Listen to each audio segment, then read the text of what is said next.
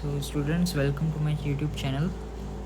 As you all know, today we are going to discuss about variable frequency drive, which is an important part of our engineering conceptualizations, because as you know, as far as our diploma engineering is considered, this topic is completely missed out over here. And today the time has come that industries are going to adopt this VFD even in a smaller applications like fan also. So it is empirical to us to learn these new things. So today in this session we are going to discuss about 4 to 5 things. Okay, first of all is VFD basics. Then we are going to talk about component study.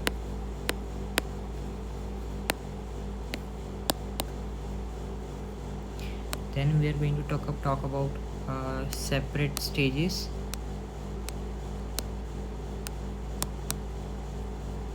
Okay, and of course we are going to learn about the various feedback systems.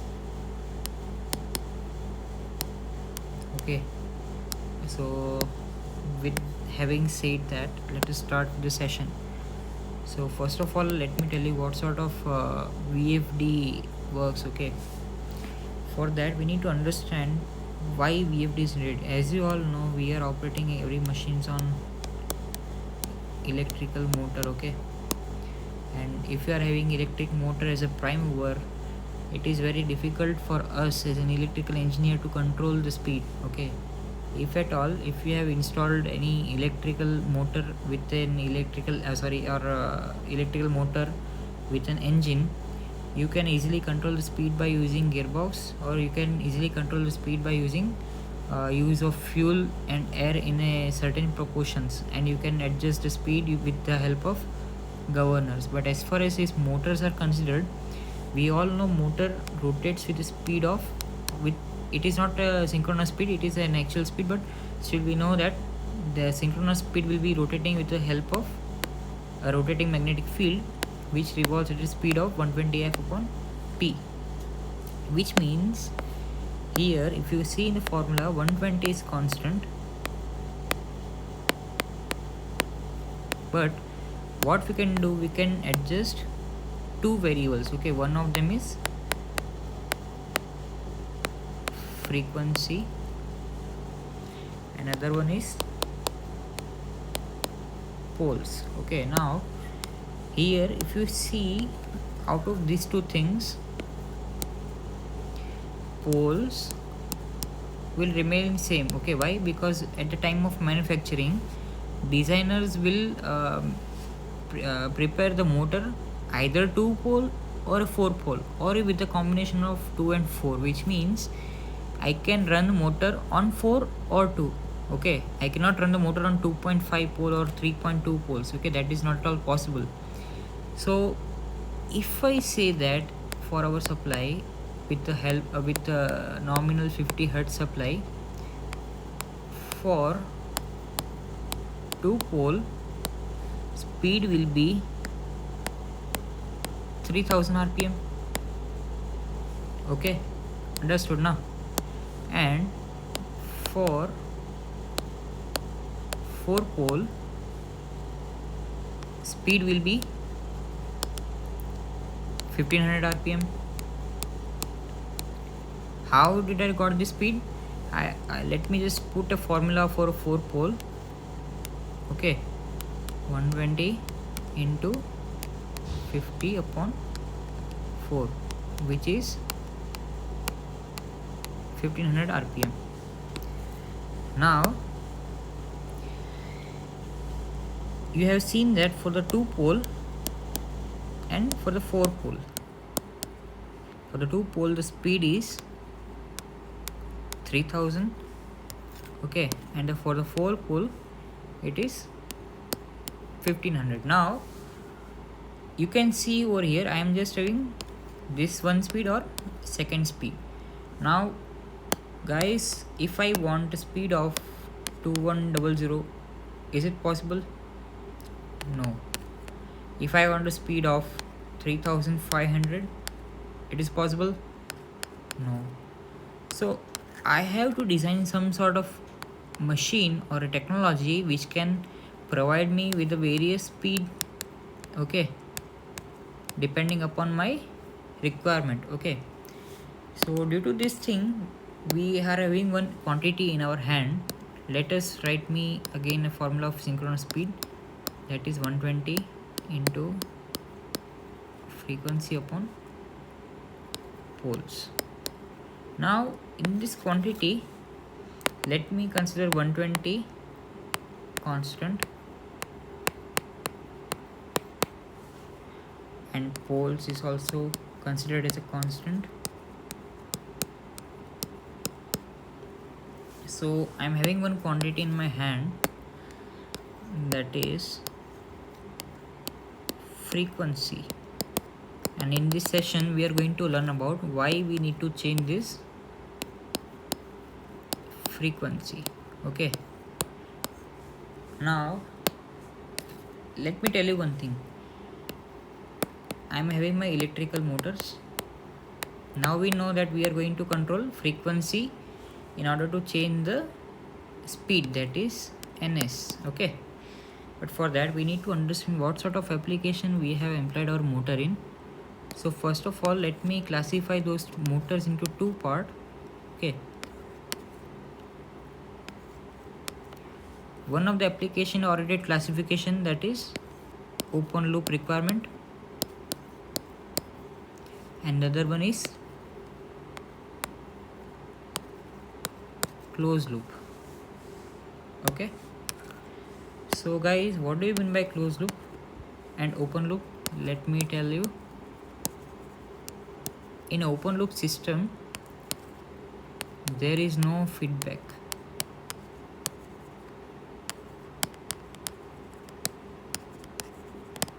Okay, which means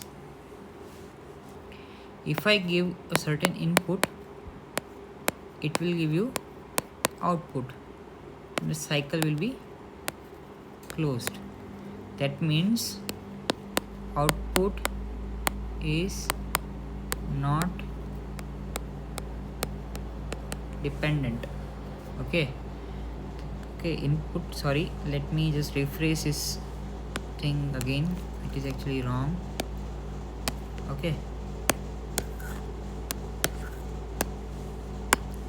so basically what happens, if I give some sort of input, okay, I will get some sort of output. Okay, but input will not be dependent on the output. Okay, so input is not dependent on output. So what will happen in a closed loop? Okay, so let me just keep it like this so you can easily understand. Now we have discussed about the open loop. Other one which I want to tell you is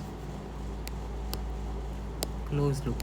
Okay, now here we are having just one single change, okay, which can actually easily differentiate or partialiate this open loop with the closed loop. That is, we are having the same input over here, we are having the same output over here, but there is one feedback circuit over here.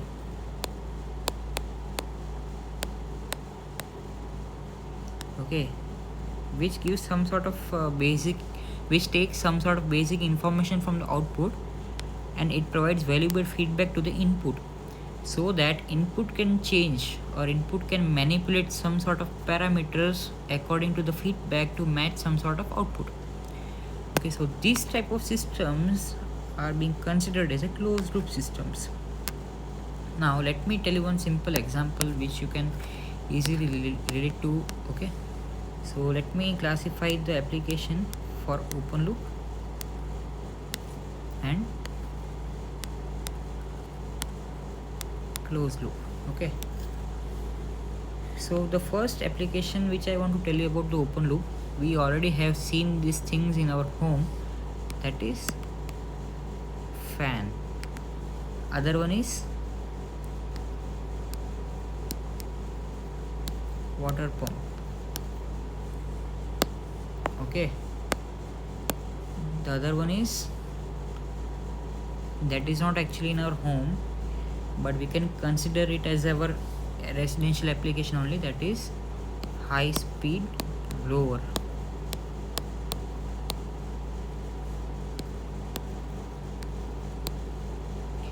Or if you are an engineer, you will know that we are having AC compressor motors. Okay, so that are also independently controlled. So these all are basic examples as far as open loop is considered. Now let us speak about the closed loop, because in this session we are going to discuss about closed loop only. Because VFD, if you just take this VFD as an application thing, no, you will see that in mostly closed loop systems only VFDs are getting installed nowadays. Okay, the scope of having a VFD in an open loop machine is close to nil right now. Why? Because right now the motors are already having inbuilt soft starters over there, which is having some sort of preset speeds. So there is no need to have a different orientation of the speed as of now.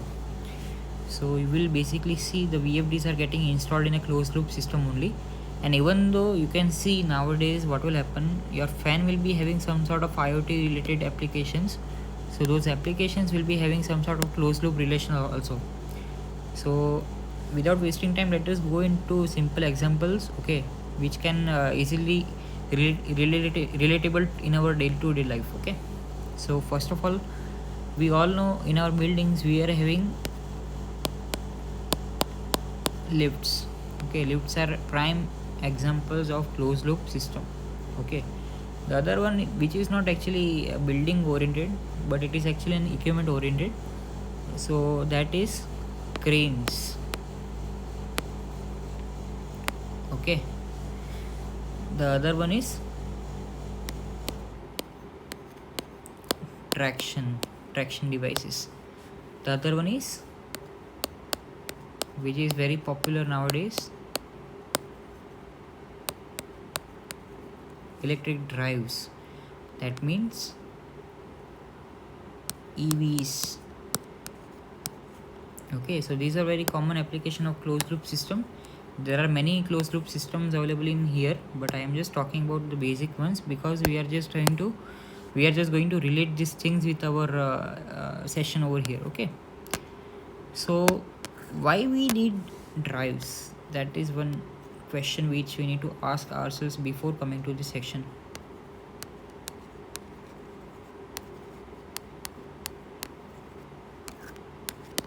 Why? So students, you already know we are having two methods to control the speed, which are very popular nowadays in India, and you might have studied in your diploma curriculum also. So one of them is soft starter.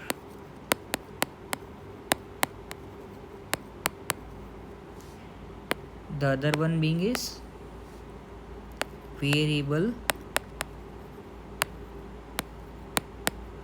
frequency drive.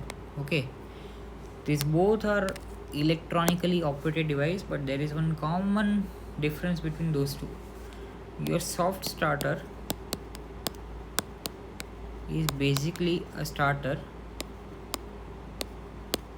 This is actually interview question which people who are being employed in companies like ABB or L&T or Siemens will definitely ask if you are going to face a technical interview, because they are actually VFD oriented companies, and if you are going to appear as an electrical engineer, they want to test your basics.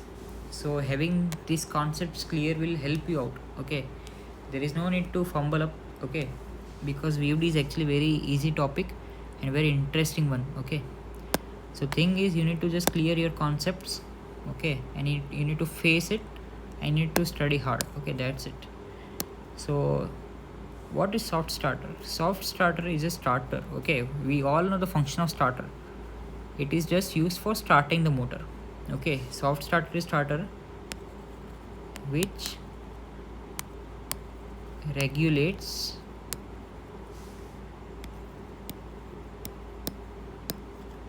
parameter during starting phase. Now once the motor is started, it is actually assumed to be bypassed, correct? So starter is an equipment or machine which is used during initial phase of motor starting.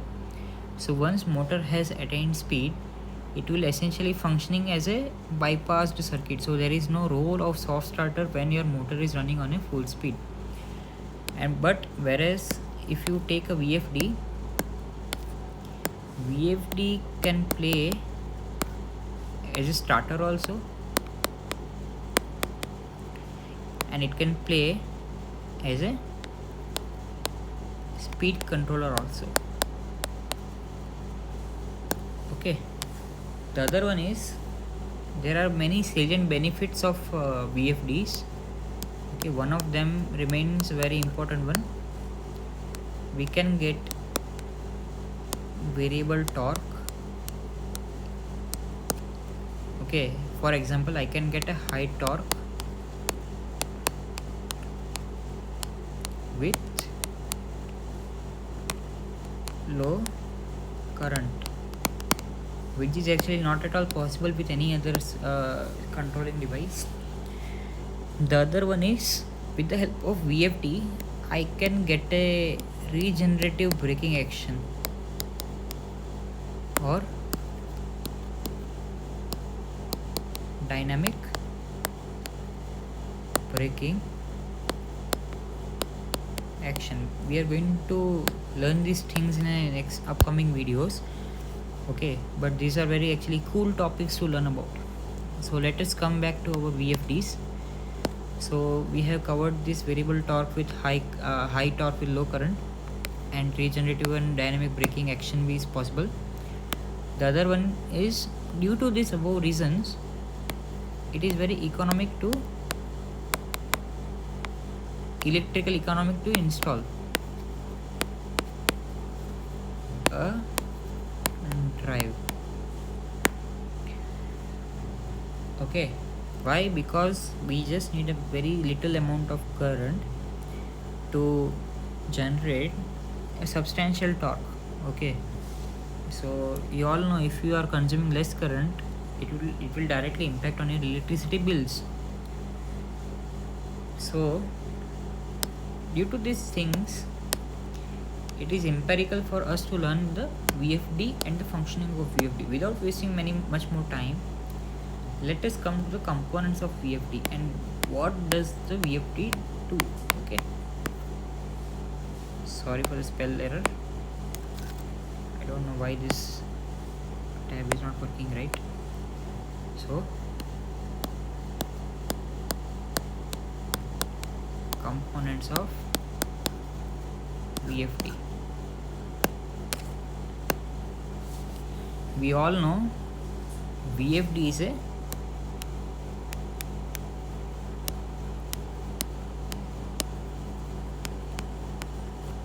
variable frequency drive. So here you will have a AC input which will be 3-phase 415 volt 50 hertz supply, and we are having one stage 1 component, that is rectifier. The other one is, that is second stage, will be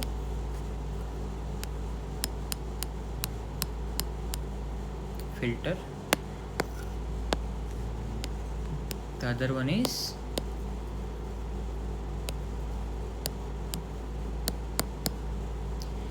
inverter.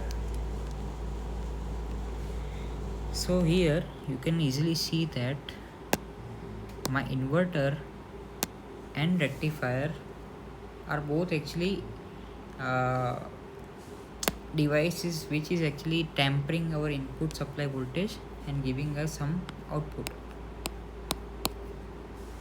So let us see again the block diagram.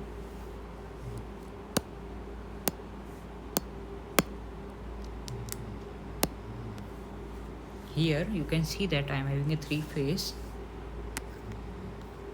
415 volt 50 hertz input supply.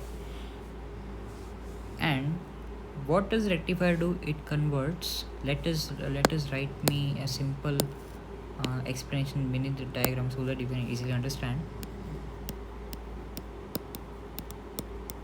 Rectifier, okay. What does rectifier do? It converts input AC supply to DC supply, which is actually pulsating. Okay, now if you see the second stage, here in this stage I am having a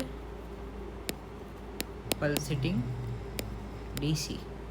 Now if you see the nature of pulsating DC, it is coming like this. Okay, you are having this 0, this is E, and this is omega t, and you are having output of like this. Okay,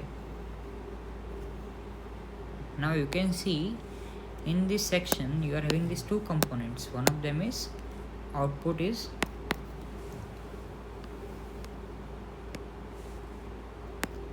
let us go from the input itself. Input is a AC and output is having AC component plus DC component. Why AC component?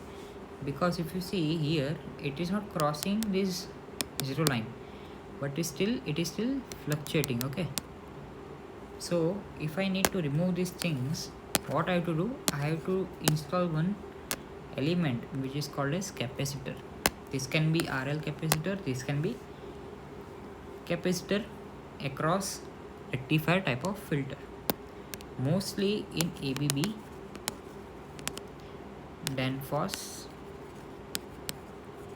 and Wacom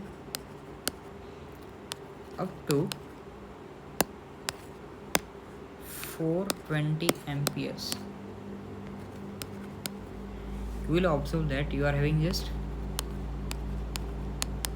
capacitor filter. Why? Because it is actually very easy to design a drive with a capacitor in it. So people nowadays are just going for an easy way. Okay, so here if you see the filter, right now I'm drawing just a simple block diagram. This is your 3-phase supply, 120 degree apart. This is your rectifier, and from the rectifier there will be just 2 wires. One of them will be surely positive, one of them will be negative. Here if I see the diagram, it will having AC supply, and at here what I will be having,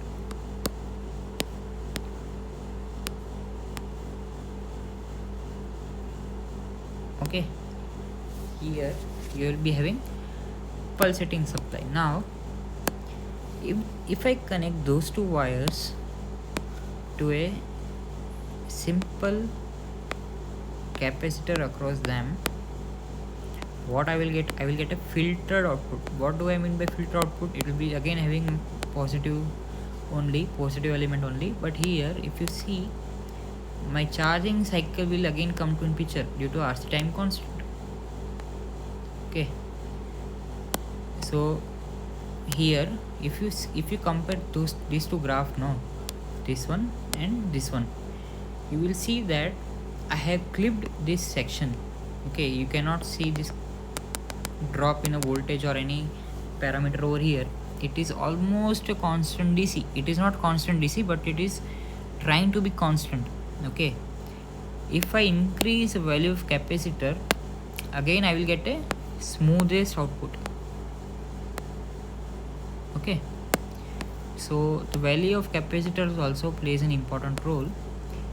I cannot place a capacitor of less rating, otherwise what will happen? Over voltage or surge voltage can easily damage the capacitor, and it will again result to a dead short circuit across the rectifier. Okay, so till here let us be very clear. Okay, we have learned these two components so far. One of them is rectifier, which converts input AC supply to an output DC supply, which is having two components, that is AC component and DC component. The second thing which we understood is rectifier. Rectifier is having second thing which we gone through is filter. Now filter can be of many types. It can be an RL filter, in which the inductor is connected in a series fashion and capacitor is again connected in a parallel fashion. Now we all know that capacitor is actually an element which opposes the change in voltage. Now here, if you see logically, in AC supply what happens, your voltage is actually fluctuating. In a pulsating DC, your voltage is fluctuating. If I connect a capacitor over here, it will do, it will try to reduce the fluctuation. That means it will try to create a smooth output. Okay, that is what the function of capacitor is in a VFD. Okay, so now if I take a third section, okay, let me draw over here the third section. You all have known up to this part. So I am having these two, one positive and one negative pole.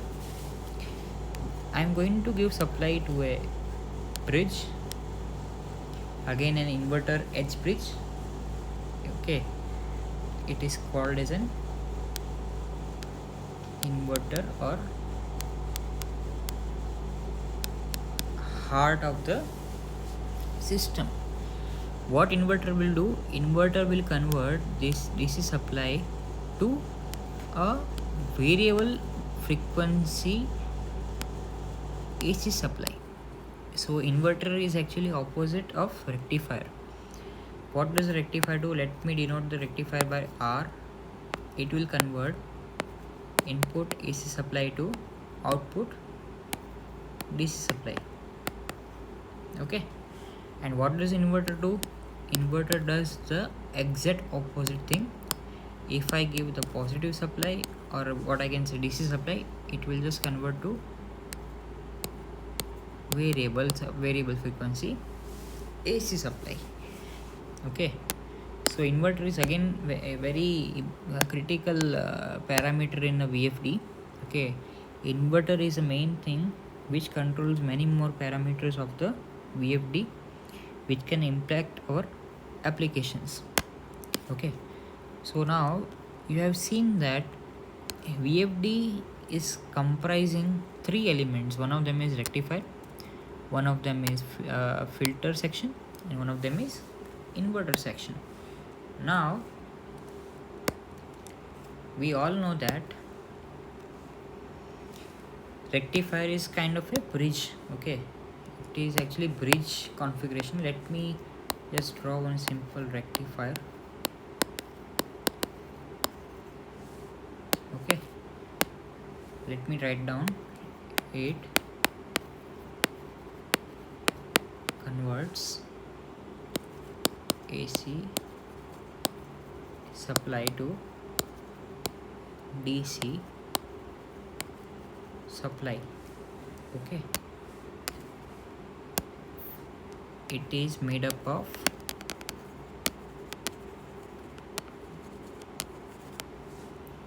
diode in bridge configuration. I will suggest you guys to take your own notes.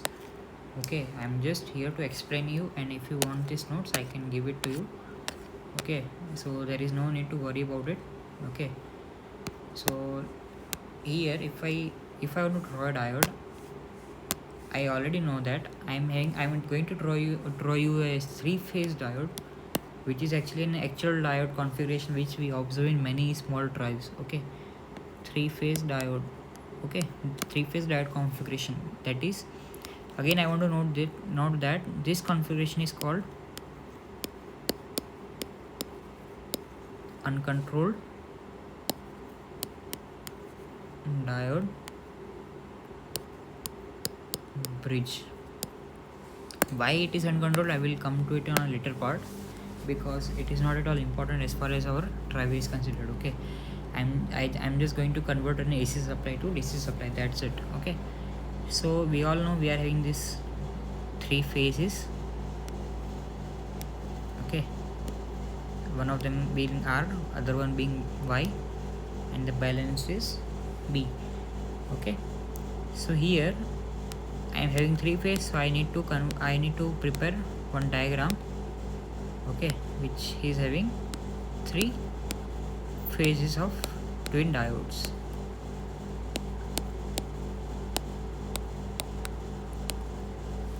Okay, so I will connect all the anode, all the cathode. Now what I am going to do is, let me just rephrase our supply over here. What I am going to do is, at the junction, what I mean by junction, let me mark over here the junction in which two diodes are getting connected to each other, that is junction. What I am going to do, I am going to give a supply in these junctions. One of is R in a D1, D2, Y on a D3, D4, and B on a D5, D6 junction. By doing this, I am getting an input of AC and output of DC. Okay, what will happen at one point of time, there will be two diodes conducting at once. Okay, it can be either D1, D4 or D2, D6, anything. Okay, we all know that here we are getting a DC output.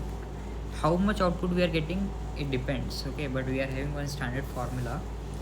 This is an uncontrolled configuration, so this formula is actually applicable over here. We all know the supply voltage is 415 volt alternating supply, having 50 hertz of cycles per second.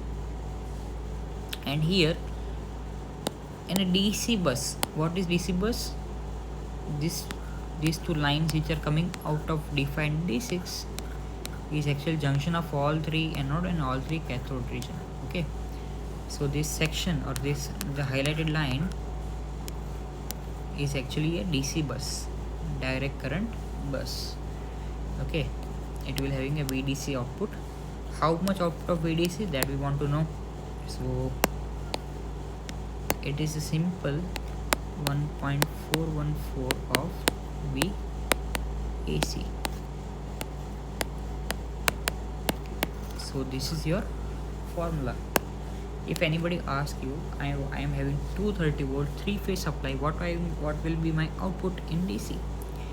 So you can just simply calculate or multiply your input supply voltage to 1.414, and you can easily tell them that yes, my supply will be this much and my output DC will be this much.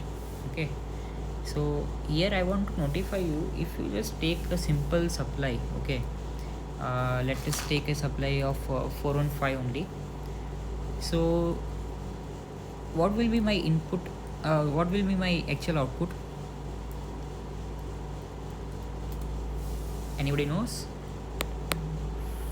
For a 415 volt AC supply, my output will be around, I don't know the exact answer, but I know that it will be around 840 volt DC. Okay, so you can easily see that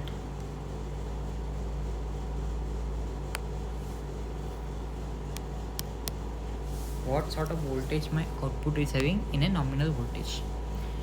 So you can just see that 580 volt DC is a tremendous value. Okay, it is actually dangerous value, but this is the nominal voltage of a DC bus.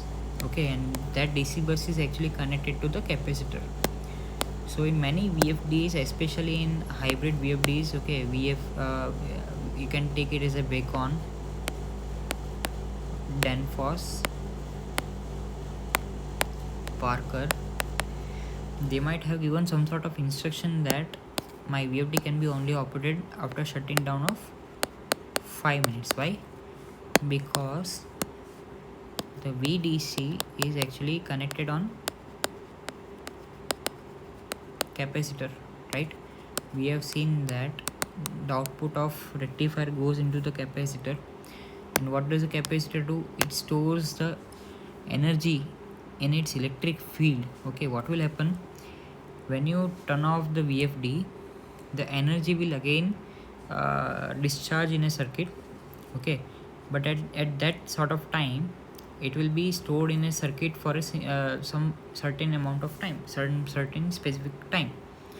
This can be 5 minutes also, this can be 4 minutes also, because some of the drives, okay, which are being controlled by help of servo stabilizers, they are having input of 550 volt. Okay, so you can just see what will be the DC output for the 550 volt DC. Your nominal DC bus voltage will be around 780 volts, and that is also DC. We all know if I'm getting a shock on a AC supply in 230 volt, I will be having some sort of fibrillation. But if I get a shock of 780 volt DC, it can be direct away to heaven, correct? No. So it is very illogical to operate on a drive once it is turned on instantaneously.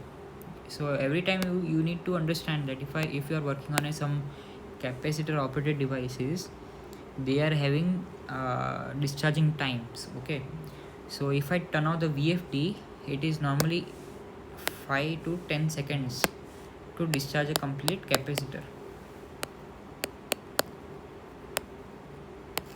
Sorry, if I mentioned you seconds, it is actually minutes. So it is actually 5 to 10 minutes, and then also you need to check out on the DC bus whether that is charged or not. Okay, so let us stop over here, and we will come back in the next session, and we will talk in detail about rectifiers and all. So till then, goodbye. And if you like this channel, you can just subscribe, and if you are having any sort of doubts, you can just mail me on my email ID. My mail ID will be pinned below. Okay, so have a nice day. Goodbye.